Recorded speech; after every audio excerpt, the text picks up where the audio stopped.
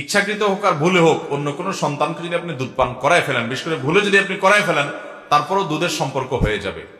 দুধের সম্পর্ক হলে কি হবে? দুই বোন তারা একজনে অন্যজনের সন্তানকে দুধ পান করায় ফেলছেন নিজের সন্তান মনে করে ঘুমের তালে। হতে পারে যদি এরকম হয়, তাহলে সেক্ষেত্রে যেই সন্তানটাকে তিনি দুধ পান করাইছেন ওই সন্তানটা তার দুধ সন্তান হয়ে গেল। দুধ সন্তান হওয়ার কারণে এই ভদ্র মহিলা তার নিজের যে পেটের সন্তান যারা দুধ পান করছে তাদের সাথে এই দুধ পান করা বাচ্চাটার ভাই বোনের সম্পর্ক হয়ে গেছে। তাহলে তাদের মধ্যে আর বিয়ে বন্ধন আবদ্ধ হওয়া জায়েজ হবে।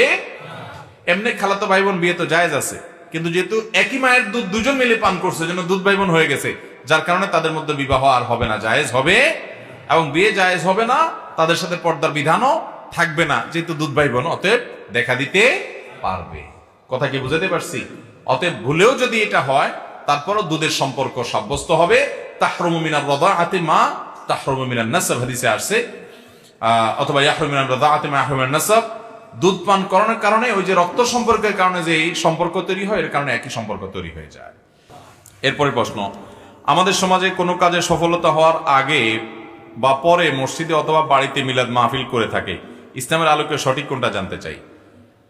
বাড়িতে বা মসজিদে বা যে কোনো জায়গায় কোনো অর্জন হলে মিলাদ, আবার কোনো অসুবিধা হইলেও মিলাদ, দুই দিকেই মিলাদ।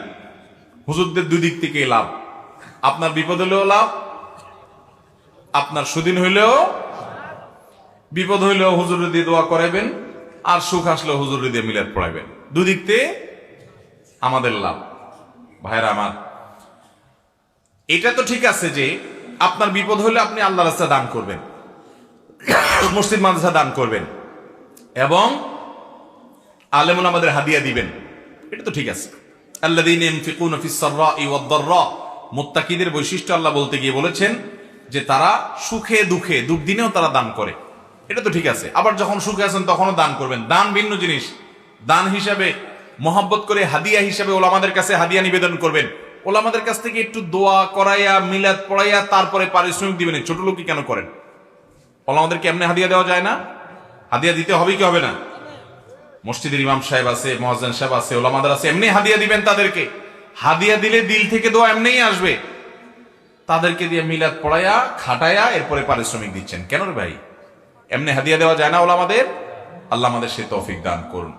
অতএব কোনো বিপদ হলে, সুখ আসলে তার জন্য লোকজন ডেকে সবাই মিলে সম্মিলিতভাবে সুরে সুর মিলিয়ে তালে তাল মিলিয়ে এভাবে দুরূদ পাঠ করে এটার জন্য আল্লাহর কাছে দোয়া করা কিংবা ওই যে শুকরিয়া আদায় করা, এই পদ্ধতি না সাহাবী না সালাফ না কারো থেকে কোনোভাবে, না নবী সাল্লাল্লাহু আলাইহি ওয়াসাল্লাম থেকে কোনোভাবে